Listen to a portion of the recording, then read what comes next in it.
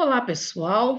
Nós vamos estar hoje trabalhando sobre a sociedade e a construção do espaço geográfico. Então, nós vamos ver que a sociedade é feita pelas populações, e essa população ela está distribuída de forma desigual no planeta Terra, né?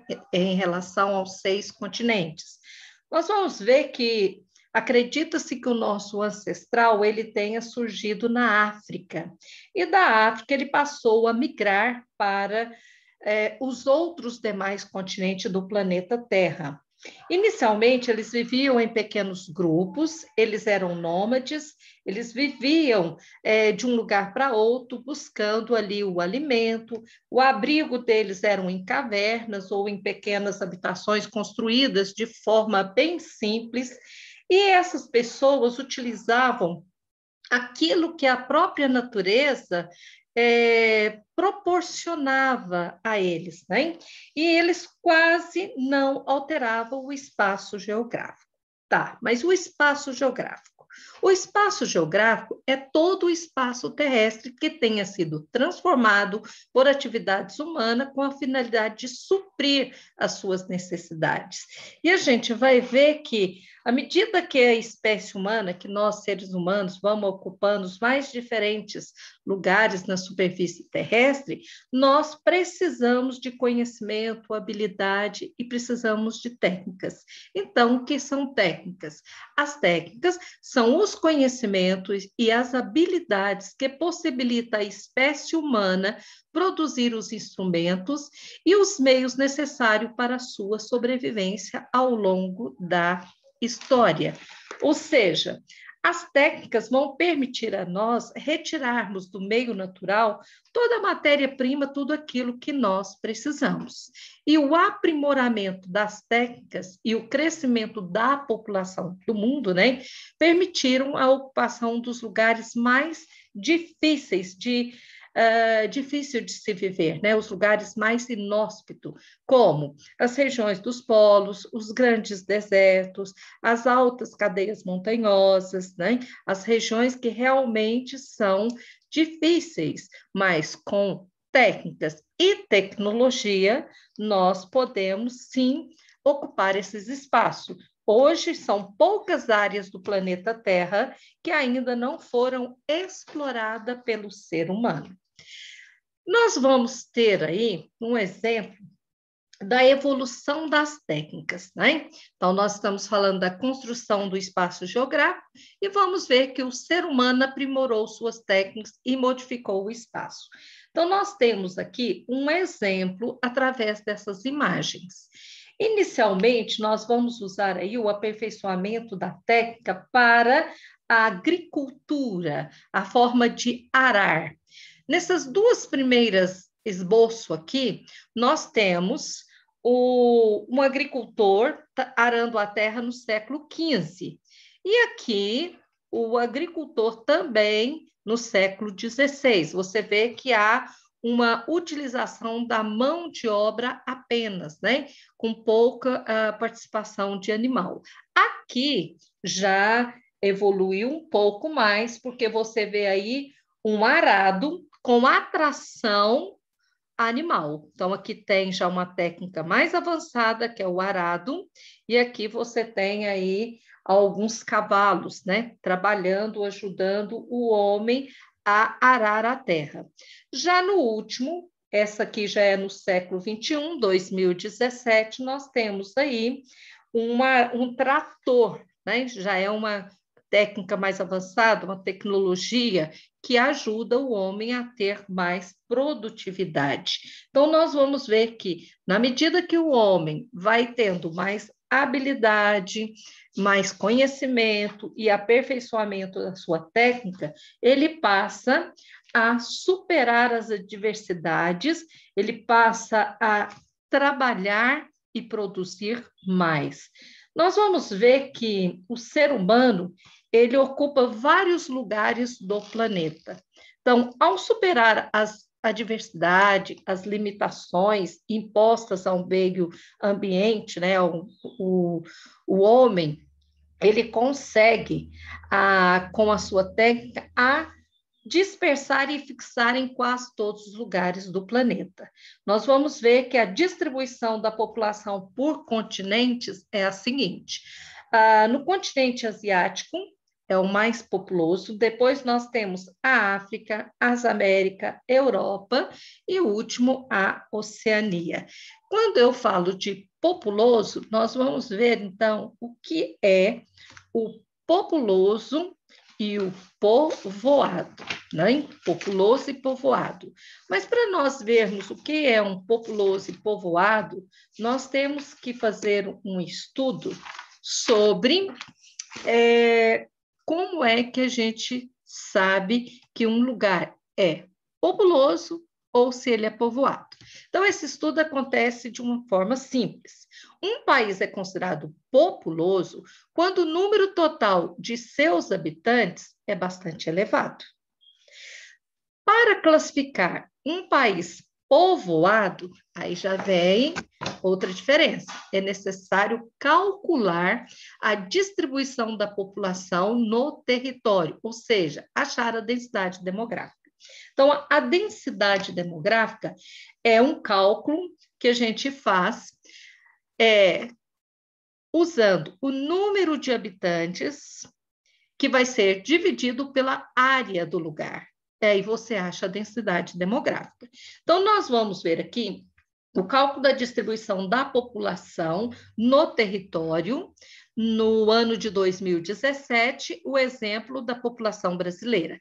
Então, vamos pegar o número de habitantes naquela época, dividir pela área, e aí nós temos a densidade demográfica, que seria 24 habitantes por quilômetro quadrado. Mas nós vamos ver que isso aqui, os 24 habitantes por quilômetro quadrado, é uma média, porque se você analisar, tem lugares que você não vai encontrar 3 habitantes no espaço de 1 quilômetro quadrado. Mas em outros lugares, como nas grandes cidades, São Paulo, Rio de Janeiro, você vai ter uma densidade demográfica, ou seja, em 1 quilômetro quadrado, você vai ter muito mais de 100 pessoas habitando, né? Naqueles grandes edifícios, você tem, por quilômetro quadrado, muito mais do que 24 habitantes. Por isso que a gente fala que é uma média. E quando a gente olha o tamanho do território brasileiro e 24 por habitante por quilômetro quadrado, nós vamos ver que o Brasil é um país populoso, com uma grande população, mas ele é pouco povoado. Nós temos outros exemplos para você entender melhor sobre o populoso e o povoado. Em 2017, a população do Japão era de 127 milhões. A área que eles ocupam é 377.947 quilômetros quadrados. Se fizer a divisão, vai ter aí 336 habitantes por quilômetro quadrado. Então, você vai ver que o Japão é um país populoso e intensamente povoado, porque tem muitos habitantes num espaço pequeno. O contrário, nós temos, por exemplo, aqui a Rússia. A Rússia, população 17 milhões 98.240. E aí você vai ver, isso é a área, tá, gente? E a população de 144 milhões. Então, uma área imensamente grande, muito grande, e uma população de 144 milhões de habitantes, que não é tão grande. E aí vai dar 9 habitantes por quilômetro quadrado. Então, você vai ver, é um país populoso, tem uma grande quantidade de pessoas, mas por território, a área ser muito grande, a média dá de 9 habitantes por quilômetro quadrado. Então, vai ser um país populoso, mas pouco povoado, que é o caso também do Brasil. Populoso, mas pouco povoado. Hein? Agora a gente observa o seguinte: nós temos aqui no Brasil a distribuição da população pelo território de uma forma desigual. E são vários os fatores que podem contribuir para essa desigualdade. Então, nós temos 3 fatores aqui: fator histórico, fator natural e fator econômico.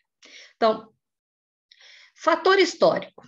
Algumas áreas de ocupação mais antigas vão aglomerando de habitantes ao longo do tempo. Um exemplo aqui no Brasil, nós temos aí São Paulo, Rio de Janeiro, né, que são cidades bem antigas e que cada vez mais pessoas procuram esses lugares para estar habitando, por fatores aí históricos, né?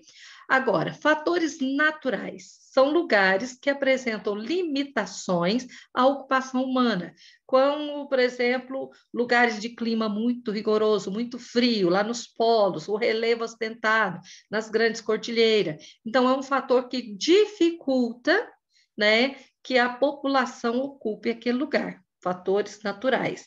E fatores econômicos são áreas onde que nós vamos ver que atraem. São áreas mais industrializadas e desenvolvidas do planeta, onde são intensamente habitadas. Por quê? Porque essas áreas oferecem melhores condições de vida.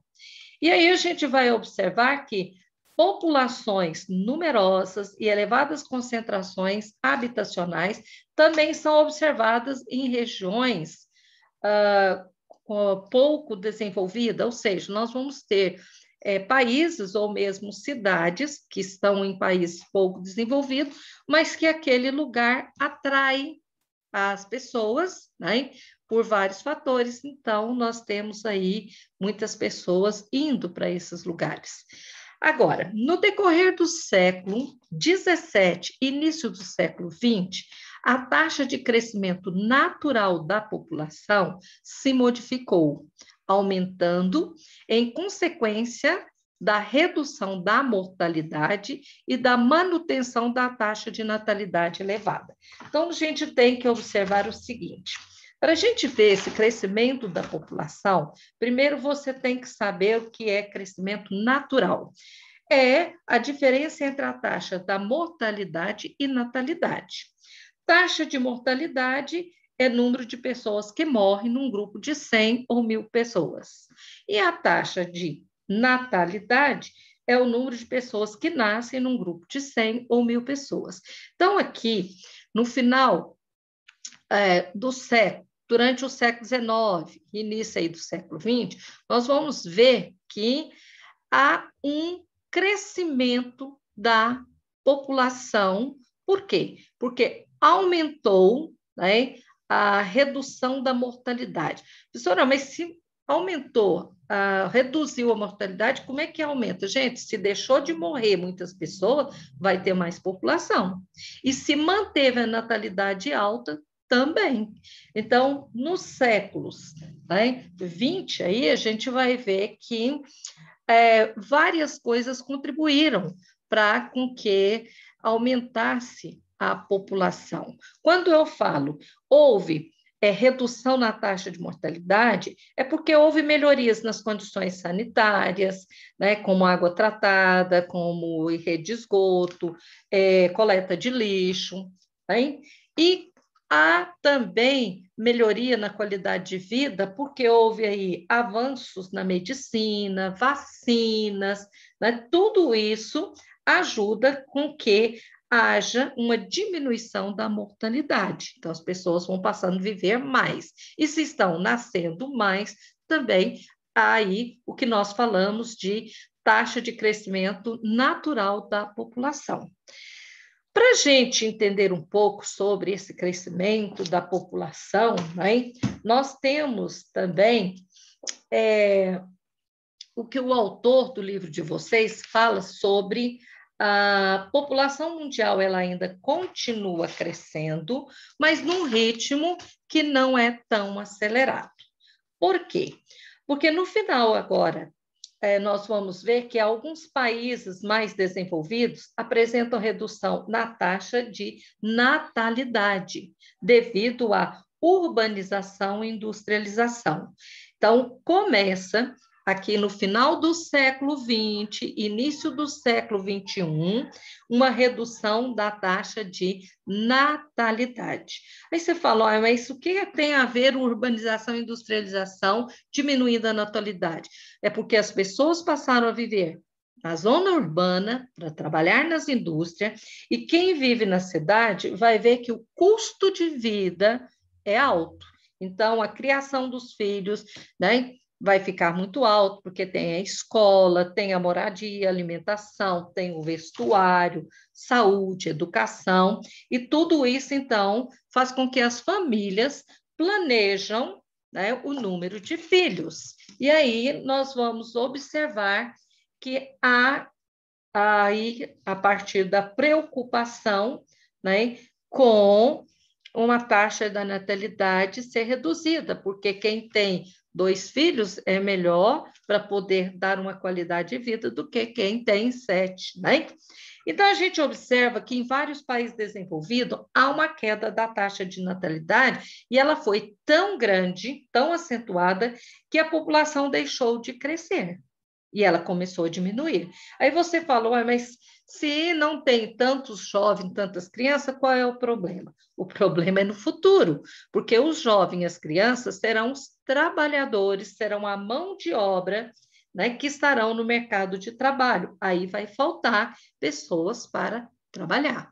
Então, nós vamos analisar agora o que é uma pirâmide etária. Então, é um gráfico, tá, gente? Então, esse gráfico, ele pode visualizar a quantidade de pessoas, de indivíduos, dividido pelo sexo feminino, mulheres, masculino, aqui homens, e a faixa etária. Aqui na base, jovens, no corpo dessa pirâmide, adultos, e lá em cima, no ápice, no topo, são os idosos. Então, quando a gente analisa uma pirâmide etária, a gente vê o seguinte: pirâmide, porque antigamente era um tipo de pirâmide mesmo, que era assim, ó, a base muito larga e aqui o topo, o ápice muito estreito. Por quê? Porque há anos atrás havia uma grande quantidade de nascimento de crianças e a mortalidade era muito alta de pessoas que não chegavam a 70, 80 anos, né? E a partir de alguns anos, nós vamos ver que houve diferença, né? A professora já explicou que muitas pessoas, devido à urbanização, à industrialização, passou a ter menor quantidade de filhos. Então, veja bem, aqui tem uma pirâmide, uma população mundial de 2017. Aqui nós vamos ver, ainda tem, isso é no mundo, tá, gente? Não é no Brasil em específico. No mundo, ainda continua nascendo muitas crianças. Porque aqui tem países da África, tem países da América, tudo. Então, ainda continua nascendo muitas crianças, continua tendo uma grande quantidade de adultos, e como a qualidade de vida no mundo, de uma certa forma, melhorou, as pessoas estão vivendo mais. Então, a nossa pirâmide praticamente não é pirâmide. Por quê? Porque tem uma base larga, está largo aqui no corpo da pirâmide, e o ápice, que é o topo, nós temos aí pessoas vivendo mais. Então, nós vamos, quando a gente analisa a distribuição da população, a gente pode ver o seguinte: se eu encontro uma pirâmide que tem aqui a base bem larga, significa que está nascendo muita criança. Se está nascendo muita criança, precisa o governo ter dinheiro para poder investir em educação, né? Em melhorias para as crianças, como hospitais, como assistência. Quando eu tenho o corpo da pirâmide grande, largo, isso é bom, porque significa que eu tenho trabalhadores, mão de obra, adultos, porque aqui é a fase adulta. Então, nessa fase adulta, o governo tem que investir em moradias, ele tem que investir em oferta de trabalho para essa população. E quando eu tenho grande quantidade de idosos, Isso para o governo também é dispendioso, vai gastar muito dinheiro, porque ele vai precisar ter vários hospitais para dar assistência ao idoso, né, asilos, ele vai precisar de ter muito dinheiro para bancar a aposentadoria dessa população. Então, a gente vê que quando eu tenho estudando população jovens, eu tenho a base da pirâmide bastante larga. Né? Quando eu tenho uma população de idade média entre aqui 20 a 54, 55 anos, eu tenho uma faixa adulta já bastante concentrada, onde eu vou ter aqui muita mão de obra. Mas quando eu tenho uma população aqui envelhecida, tá? E que vamos supor que a nossa pirâmide aqui vai ficar assim, poucos jovens, poucos adultos e mais velho. Isso aí já é um problema, por causa do que a professora falou, que vai ser gastos públicos, né, com aposentadoria, com os benefícios em relação a cuidados com os idosos. Então, pirâmide etária, ela traz para nós muita informação sobre a população de um lugar. Tá? Então, quando aqui é estreito, significa que a natalidade está pequena. Quando aqui começa a estreitar, significa também que essa natalidade pequena, ela vem de muitos anos, então eu vou ter, então, poucos adultos, não vou ter muito grande. E quando aqui começa a ficar muito larga, significa que as pessoas estão vivendo mais, né? Então, pessoal, bom estudo, boa atividade, façam as leituras constantemente.